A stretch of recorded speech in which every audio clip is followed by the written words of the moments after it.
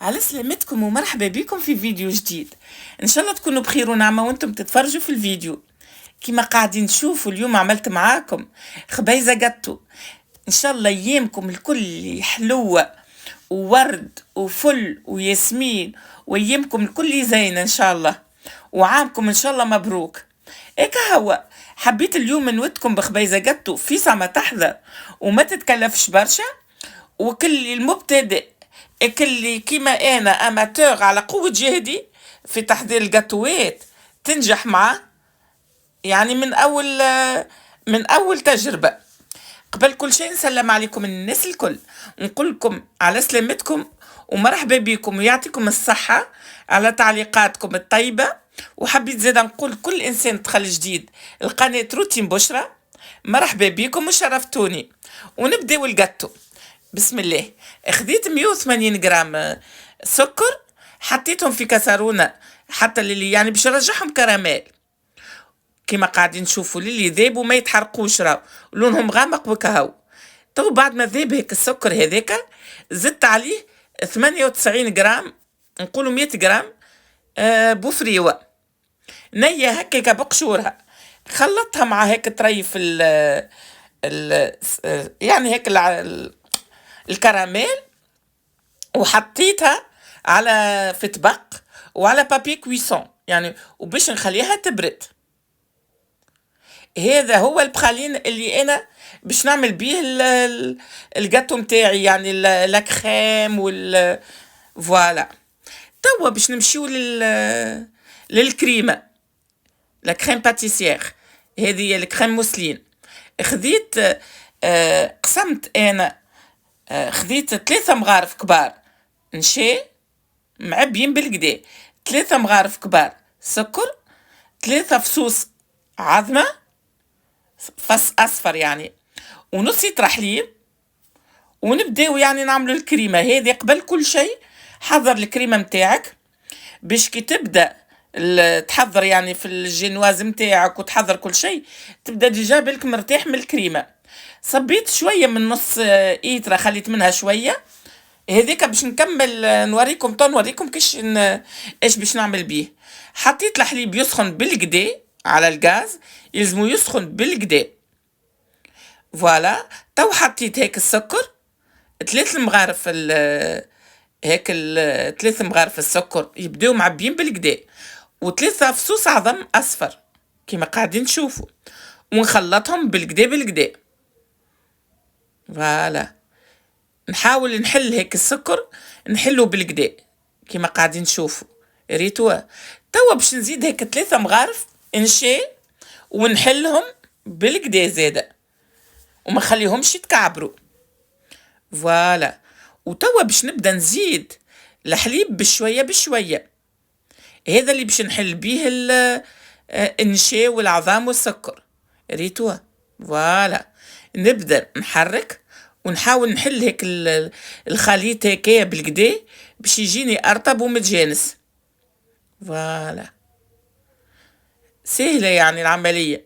كما قلت لكم انا راني اماتور على قوه جهدي، يعني مانيش من الناس الصناعيه في الجاتو، ما نكذبش عليكم عليه باش نقول لكم نعمل لي والله لا.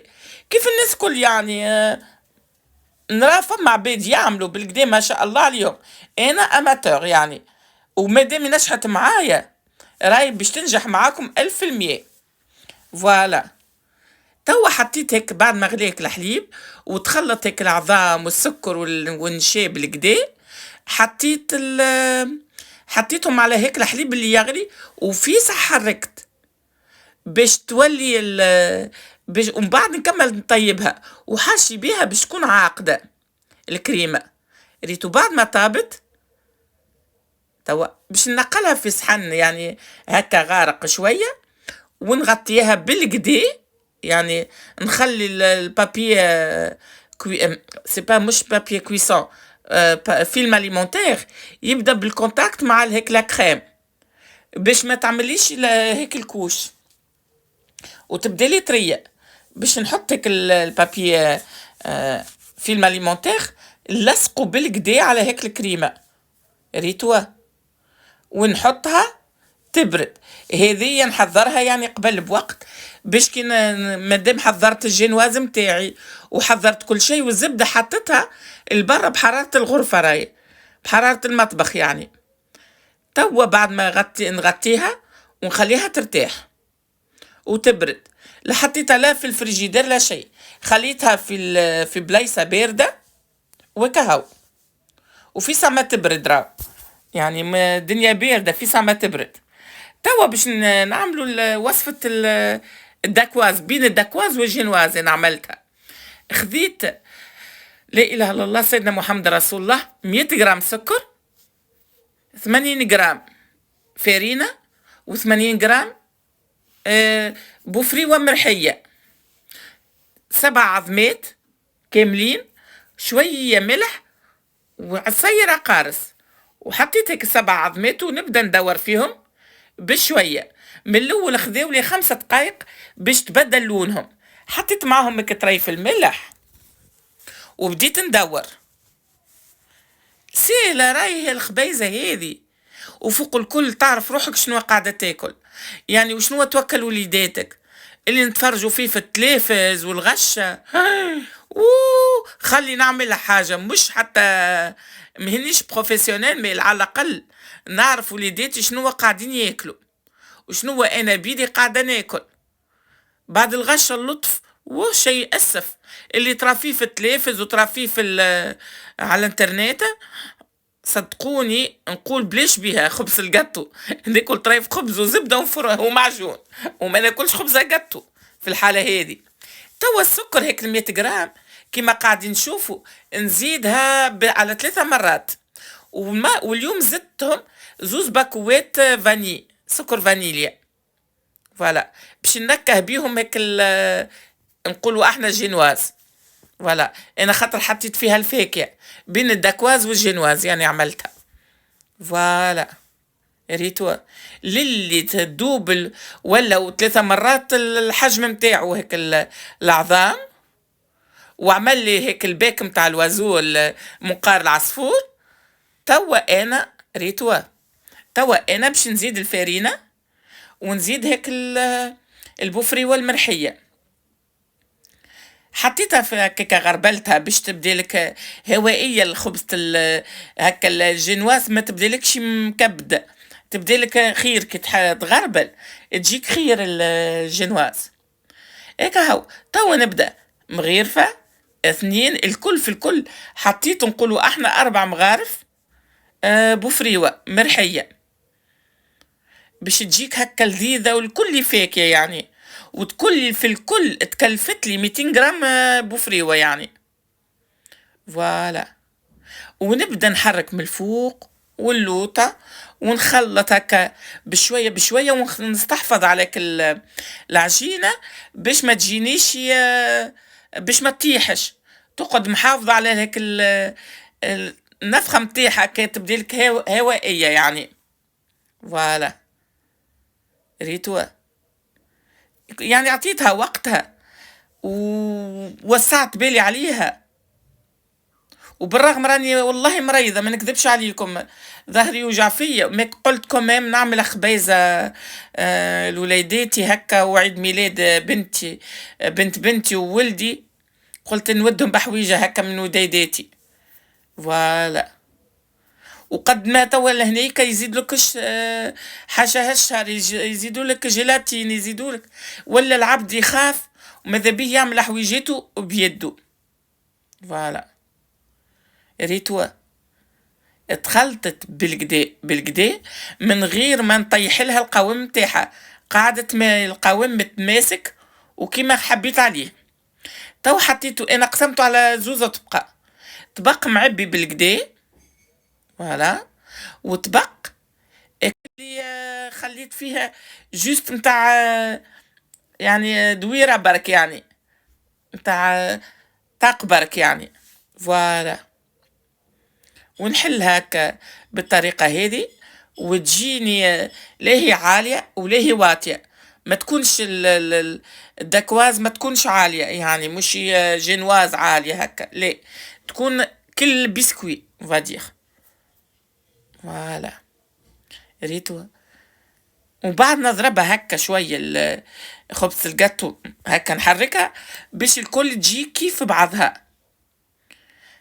ريتو سهلة العملية. وقولوا لي انتم طيبوا خبيزات الجاتو زاده هكا ولا تشريوا من السوق؟ خاطر نعرف انا وقت اللي كنت في تونس نرى الناس الكل تبدا تتجارى هكا على خبيزة الجاتو، وتشري اللي يعمل في الدار واللي يشري من برا. الحاصل نعرف مش عيدنا ومش هذي، ما هيك هو عام نحسبوا بيه، وعام يعني نخدموا ونحسبوا بيه يعني هذيك هي على الأقل عبد إن شاء الله عام مبروك علينا وكهو. فوالا ريت كملت الطبق الآخر استويتو، وتوا هذا حطيتو شوية يعني جوست ما باش نعمل بيها طبقة هيك ها، مش معبي برشا الطبق. ونحطهم توا انا ديجا مشعل الفور متاعي على عنده 10 دقائق على 170 درجة باش ما يتصهدليش من الفوق، تجيني طايبة بالكدا. ريتو فوالا حاولت هكا باش نجيبها حسب يعني الدويرة الطبق اللي عندي، فوالا حسب لومبورت بيس اللي عندي. فوالا ريتو هيك هو، هذه هي. فوالا ونرتب نحاول يعني باش نستويها باش تجيني مستوية، ومش كلي شيرة عالية وشيرة واطية. فوالا ونحطها في الفور التيب. ريتو فوالا هذه هي، ما فماش ما اسهل منها، صدقوني سهلة. وانا توا ولفت نعمل خبيزات الجاتو تو سيء باش نولي مغرومة بخبيزات الجاتو ديما نعملهم.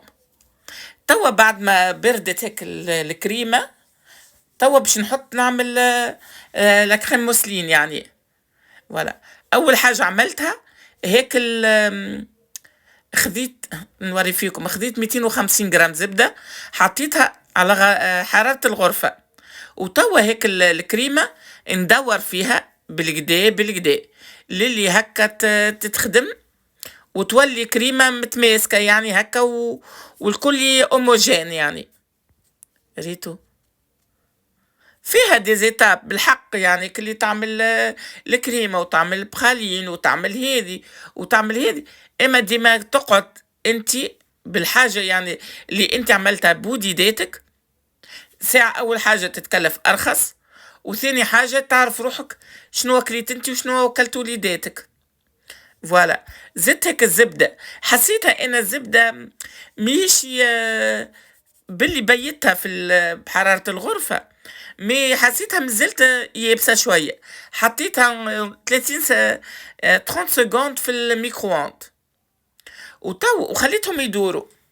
توا باش ناخذ حكة مسكربون هكومة، وباش نزيد على الخليط على الكريمة، نحبها تجي انكتيوز وبنينة. المسكربون يخليها يعطيها لذة بنينة هكا، يخليها بنينة لاكريم. فوالا تجم انت ما تحطوش انا اختيار يعني، انت تجم ما تحطش هذه المسكربون، جوست تحط الزبدة والكريمة وكهو. تو خليتهم يدوروا بالكدا بالكدا، وانا هيك الكراميل وهيك البوفريوه اللي انا عملتهم مع الكراميل حرقت ليتاب، انا عملتهم كيما كريمه البوفريوه هذه باش نزيدها على الكريمه لاكريم موسلين باش تجيني الكل بنكهه البوفريوه. جيت خبزة جاتو انا تو نعمل في المونتاج، الحق ما نكذبش عليكم مازلت ما ذقتهاش. بغدوة الحي ان شاء الله باش نتعشوا في دار بنتي ونعمل عيد ميلاد ولدي وبنت بنتي. غدوة نوريكم كيفاش طلعت، اما اليوم جوست وريتكم لي زيتاب الكل وهي حاضرة. ريتو توا هيك هيك لا اله الا الله سيدنا محمد رسول الله، هيك الكراميل وهيك البوفريوه، هذوكم رحيتهم بالكدا، زدتهم شويه زيت، مش زيت زيتونه، زيت عادي، ورحيتهم للي يوليو كالزبده. فوالا، ونزيدهم بشويه بشويه، هيك 100 جرام بوفريوه ما طريف هيك الكراميل تك، ورحيتهم، وليت ريحتهم تهبل، وبدلت منظر الكريمة، وبدلت لها حتى لونها، حسيتها وليت لونها يسرح له. فوالا، كملت هيك الكريمة الكل يعني متاع البوفريوة، كملتها بخلين الكل كملته. فوالا، وباش نكمل نرحي.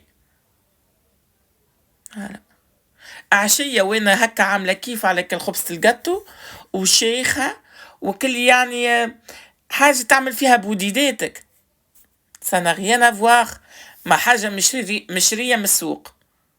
صدقوني انا توا كيما هكا ولفت باش نولي ديما نعمل في خبيزات الجاتو، نعمل وحدي الحق، يزي من الشرية والغشة انا لا لهنا الحق فما برشا كنترول وما فماش غشة، متبقينا فما غشة مش ما فماش، الله اعلم. ما نخافوا من الجيلاتين، يحطوا جيلاتين ويحطوا حشا هشار ويحطوا حاجات يعني كلي احنا ما نجموش ناكلوهم. نبداو نختاروا في خبز الجاتو اللي نجموا يعني نسميوها احنا حلال، نجموا ناكلوها. فوالا، توا بعد ما كملت هكا خلطت الكل كريمة كيما قاعدين نشوفوا، جيت كريمة انكتيوز تهبل. قلت لكم كان نجحت معايا انا يعني، وانا متخيس على قوة جهدي تنجح معاكم راه. الملح نطيب بالكدا، اما الحلو سبحان الله مرة تنجح معاك الحاجة مرة ليه. بعد ما خرجت حسيت اللي اوفون تاع هيك الريسيبيون، حسيته يلزمني نقرب له اكثر.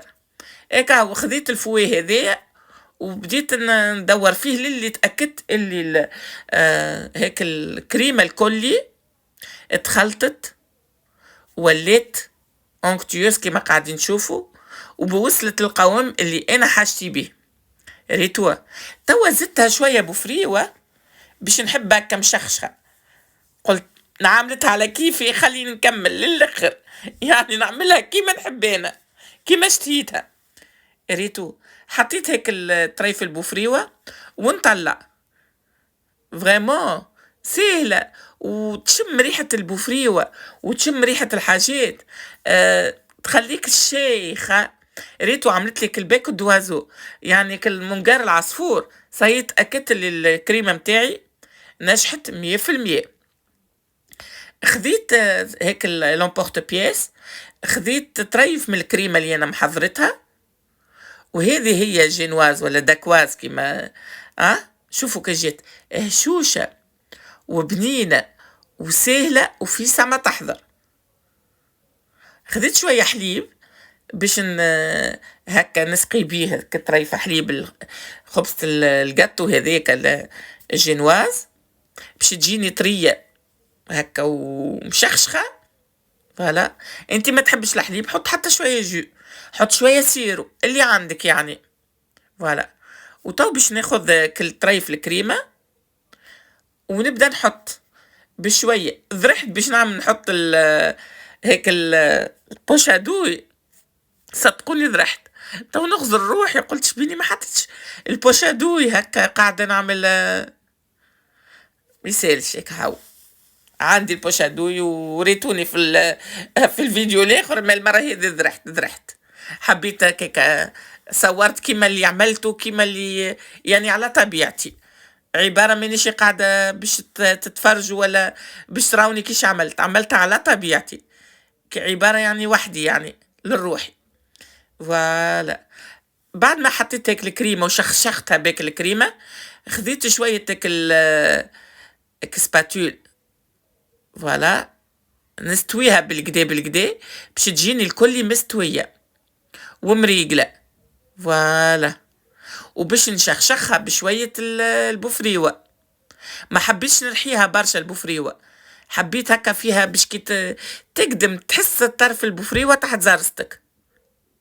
فوالا مش برشا، جوست كيلفو. قلت لكم 200 جرام الكل في الكل تكلفت لي 200 جرام بوفريوة.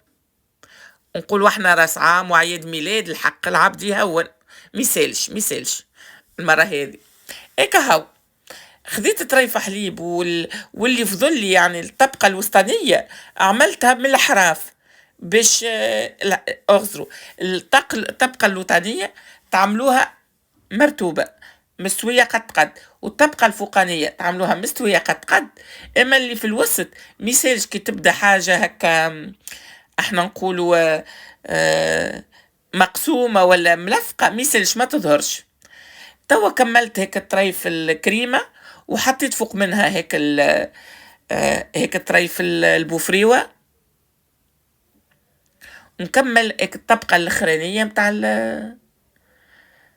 ريتو كي جات هشوشة تشره، وننزل عليها باش تتسوي الكلي، باش تولي مستوية الكلي. ريتوا توا باش نحط هيك طريف الكريمة كما قاعدين تشوفوا تاك، ونرتبها بالكدا. فوالا ان شاء الله الفيديو يعجبكم يا ربي ونال رضاكم، وان شاء الله عام 2025 يطلع مبروك عليكم يا ربي، وتعملوا فيه الحاجات اللي انتم تتمنوا تعملوهم. ويا ربي لكل انسان اللي عنده امنية في راس ويحب ينفذها يا ربي ينجح وليداتنا الكل، ويا ربي تفرح وليداتنا الكل، ويا ربي تشدكم في صحتكم وتصحت يا ربي صحة وليداتكم زادة، وإن شاء الله ديما عائلتكم ملمومين في الخير يا ربي بجاه النبي، وإن شاء الله كل عام وإحنا حيين بألف ألف خير. فوالا توا هذا الطريف البوفريوة اللي فضلت حطيتها هكا على الوجه كما قاعدين تشوفوا، وغدوة الحي باش نزيدها شوية هكا هكا كيما نقولوا دي غوزاس هكا من الفوق، ولا بالك لا يزي اللي حطيته كهو فيه البركة. وقلت برا خلنا نوريكم الفيديو اليوم، بالكش تحب تجربوش الوصفة ولا تحبوا تعملوا خبيزة قطو كيما انا، الحاصل ننصحكم بيها. المبتدأ تنجح معاه خبيزة القطو هذية. ريتوا خذيت سباتول هكا ونلصق بشوية ونحط فيك اللي فضل من البوفريوة، نلصق فيها على جناب هكا باش نرتب الخبيزة القطو باش تجي هكا زعما مرتوبة شقولكم هيك. هو توا خذيت الفيريرو روشي، وانا ديما صعيب عليا نخرجها الكلمة فيريرو روشي. فوالا خذيت هكا كل كعبة قسمت على 2 وزينتها باش كل واحد ياخذ طريف فيه شطير كعبة من هيك الشوكولاتة، ودورتها الكل بالطريقة هذه مع طريف هكا نقولوا احنا كعبات فيغيرو هكا من الفوق، ونودكم ولا نشهيكم جربوها هكا الخبزة هذه وتفكروني. ريتوا الله سهلة مش صعيبة. ان شاء الله الفيديو يعجبكم، وان شاء الله نال رضاكم، وان شاء الله تجربوها وتقولوا لي شنو رايكم. وقلت لكم كان انا يعني نتسمى منيش صنايعيه في الحلو ونجحت معايا، ان شاء الله تنجح معاكم. نخليكم في امان الله وحفظه. بس